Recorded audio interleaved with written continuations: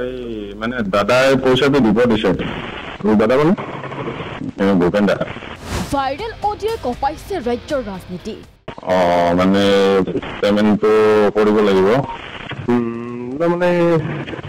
কথাটো হ'ল এইকেইটা আমাৰ চাপ্লাই বৰ বেয়া চলি আছে মই দি দিম ইলেকশ্যন আমি লোকেল কৰি দি দিম কয়লা মাফিয়াৰ পৰা ধন সংগ্ৰহ ভূপেন বৰাৰ চাওক দাদা মই কথাখিনি বুজিছো কিন্তু দাদাই মোক একেবাৰে একদম ষ্ট্ৰিক্টলি কৈ দিছে বিহুৰ আগত গোটেইখিনি পেমেণ্ট মানে ক্লিয়াৰ কৰিব দিছে এপিচিচিৰ সভাপতিৰ নামত ধন দাবীৰ অডিঅ' চাঞ্চল্যকৰ কথোপকথন ভাইৰেল অডিঅ'ত নাই দাদা চাওক আপোনাক মই আগতে বহুত কিছু বা কোনো ভুৱা যিকোনো অনুষ্ঠানতো মই কিবা না কিবা এটা দিয়ে দিওঁ এইটো অলপ মানে আমাৰ বিজনেছ অকণমান ক্ৰাইচিছ চলি আছে আপুনি এইটোতো গম পাইছে কয়লা এইটোতো ভাইৰেল অডিঅ'ত মীৰা বৰঠাকুৰৰ নাম জানো মই এনে গম পাইছো কিন্তু আপুনি মীৰা বাইদেউ পাৰ্চনেল প্ৰগ্ৰেমটোতো পইচাখিনি দিলে ন সেইটো মই গম পাইছো সেইটো বাৰু পাৰ্চনেল দাদা সেইটো আপুনি নালাগে এপিচিচিৰ সভাপতি ভূপেন বৰা আৰু কংগ্ৰেছ নেত্ৰী মীৰা বৰঠাকুৰৰ চাঞ্চল্যকৰ অডিঅ' ভূপেন বৰাৰ নাম লৈ ধন দাবীৰ চাঞ্চল্যকৰ অডিঅ' দাদাক লাগে পইচা এই মানে দাদাই পইচাটো দিব দিছে দাদা মানে ভূপেন দাদা দাদা হয় দাদা মানে পেমেণ্টটো কৰিব লাগিব মানে কথাটো হ'ল এইকেইটা আমাৰ চাপ্লাই বৰ বেয়া চলি আছে মই দি দিম ইলেকশ্যন আমি লোকেল কৰি দি দিম চাওক দাদা মই কথাখিনি বুজিছো কিন্তু দাদাই মোক একেবাৰে একদম ষ্ট্ৰিক্টলি কৈ দিছে বিহুৰ আগত গোটেইখিনি পেমেণ্ট মানে ক্লিয়াৰ কৰিব দিছে নাই দাদা চাওক আপোনাক মই আগতে বহুত কিছু বা কোনো ভুৱা যিকোনো অনুষ্ঠানতো মই কিবা না কিবা এটা দিয়ে দিওঁ এইটো অলপ মানে আমাৰ বিজনেছ অকণমান ক্ৰাইচিছ চলি আছে আপুনি এইটোতো গম পাইছে কয়লা এইটোতো জানো ৰাজ্যৰ ৰাজনীতিত অসম প্ৰদেশ কংগ্ৰেছৰ সভাপতিগৰাকীয়ে ধন দাবী কৰা অডিঅ' ক্লিপত সাঙুৰ খাইছে মীৰা বৰঠাকুৰৰ নাম মই এনে গম পাইছো কিন্তু আপুনি মীৰা বাইদেউ পাৰ্চনেল প্ৰগ্ৰেমটোতো পইচাখিনি দিলে ন সেইটো মই গম পাইছো সেইটো বাৰু পাৰ্চনেল দাদা সেইটো আপুনি নালাগে দাদা হ'ব মানে ইলেকশ্যন আপুনি পেমেণ্ট কৰি দিম বাৰু এইটো টেনশ্যন ল'ব নালাগে আৰু নাই মানে যোৱাকালি যিটো এই ৰাভা হাছঙৰ মানে ৰিজাল্টৰ পিছত দাদাই একেবাৰে একদম খং উঠি আছে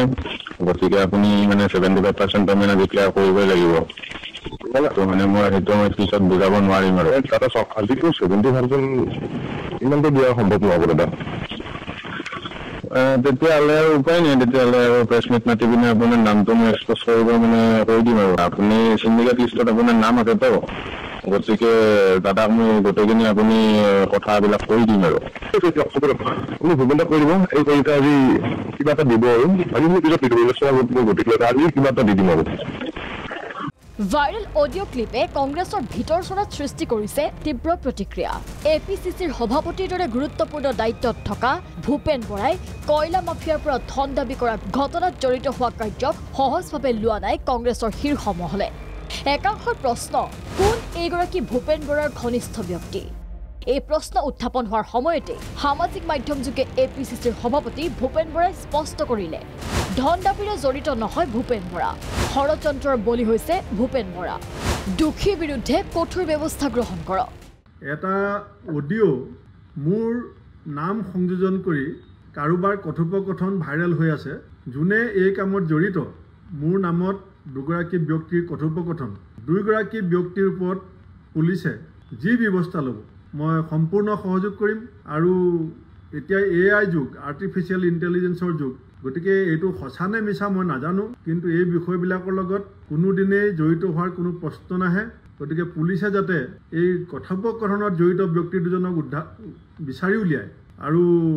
সঁচি যিটো কথা সেইটো প্ৰমাণ কৰক ইতিমধ্যে ঘটনা সন্দৰ্ভত দোষী কৰায়ত্বৰ দাবীৰে আৰক্ষী থানাত গোচৰ ৰুজু ভূপেন বৰাৰ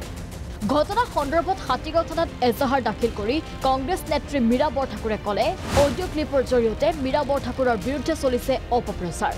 ঘটনাৰে জড়িত থকা হ'লে মীৰা বৰঠাকুৰ নাহিলহেঁতেন থানালৈ মই তেনেকুৱা কথাত লিপ্ত থাকিলেহেঁতেন মইতো থানালৈ নাহোঁ কাৰণ এতিয়া পুলিচ বিজেপি চৰকাৰৰ প্ৰশাসন তেওঁলোকৰ যদি মই ইনভলভ থাকিলোহেঁতেন ডেফিনেটলি আমি কেছ নিদিওঁ গতিকে এনেকুৱা যাতে আগলৈ অবান্তৰ কথা যাতে মানে প্ৰচাৰ কৰিব নোৱাৰে দোষীক কৰায়ত্ব কৰিব লাগে ইফালে অডিঅ' ক্লিপ সন্দৰ্ভত ভূপেন বৰাক ক্লিন চিট দিলে মীৰা বৰঠাকুৰে। ভূপেন বৰাই সিন্ডিকেটৰ পৰা টকা ল'ব বুলি বিশ্বাস নকৰে বৰঠাকুৰে। ডেফিনেটলি কেতিয়াও মোৰ বিশ্বাস মাননীয় সভাপতি ভূপেন বৰা ডাঙৰীয়াই মোক পইচা দিব লাগে বুলি কাকো নকয়, মোক পইচা দিব লাগে বুলি কাৰো পৰা সিন্ডিকেটৰ পইচা নিবিচাৰে। মোৰ ফালৰ পৰা মই ক্লিয়াৰ কৰি দিছোঁ যে মই কংগ্ৰেছত জইন কৰাৰ পাছৰ পৰা মোৰ নিৰ্বাচনী খৰচৰ বাদে মোক কংগ্ৰেছৰ কোনো ধৰণৰ ফাণ্ডিং মোলৈ নাহে। মই একদম নিজৰ পকেটৰ খৰচাৰ, মই আগতে বজাৰলৈ গ'লে যদি একেলগে 4-5খন শাৰী কিনিছিলোঁ, আজিকালি মোৰ সক্ষমতা নাই। টকা নহ'লে যে ৰাজনীতি নহয় সেইটো সকলোৱে জানে, কিন্তু প্ৰদেশ কংগ্ৰেছৰ সভাপতি ভূপেন বৰাই কয়লা মাফিয়াক ধন দাবী কৰা কাৰ্যক তীব্ৰ সমালোচনা বিজেপিৰ। সিন্ডিকেটৰ যিটো সংস্কৃতি এইটো কংগ্ৰেছৰে সংস্কৃতি, গতিকে কংগ্ৰেছ বিৰোধী দলত থাকিলেও সিন্ডিকেটৰ পইচা লোৱাৰ হেঁপাহৰ পৰা আঁতৰি থাকিব নোৱাৰে। আৰু ভূপেন বৰা ডাঙৰীয়াই সেই হেঁপাহটো চাগে আঁতৰাই ৰাখিব পৰা নাছিল, যাৰ কাৰণে তেওঁৰ সতীৰ্থই তেওঁৰ নাম কৈ কয়লা ব্যৱসায়ীৰ পৰা ধন দাবী কৰাৰ অডিঅ' আজি আপোনালোকে পাইছে। আৰু মই ভাবোঁ যে এইটো কোনো নতুন কথা নহয়, এইটো চাগে লৈ থাকে কাৰণে ওলাইছে। গতিকে কংগ্ৰেছৰ যিটো সংস্কৃতি, এই সংস্কৃতিটো ভূপেন বৰাই ধৰি ৰাখিছে, তাৰ কাৰণে তেখেত প্ৰকৃত উত্তৰাধিকাৰী। গতিকে মই ভাবোঁ যে কংগ্ৰেছৰ যোগ্য উত্তৰাধিকাৰী হ'বৰ কাৰণে ভূপেন বৰা সমৰ্থ হৈছে। যি সময়ত কংগ্ৰেছ দল আগন্তুক পঞ্চায়ত আৰু বিধানসভা নিৰ্বাচনলৈ সাজু হ'ব লাগিছিল, তেনে সময়তে ভাইৰেল হোৱা ধন দাবীৰ এই অডিঅ' ক্লিপৰ অভিযোগৰ পৰা কংগ্ৰেছ কেনেকৈ দুখমুক্ত হয় সেইটো হ'ব লক্ষণীয়। Bureau' report, Prag news.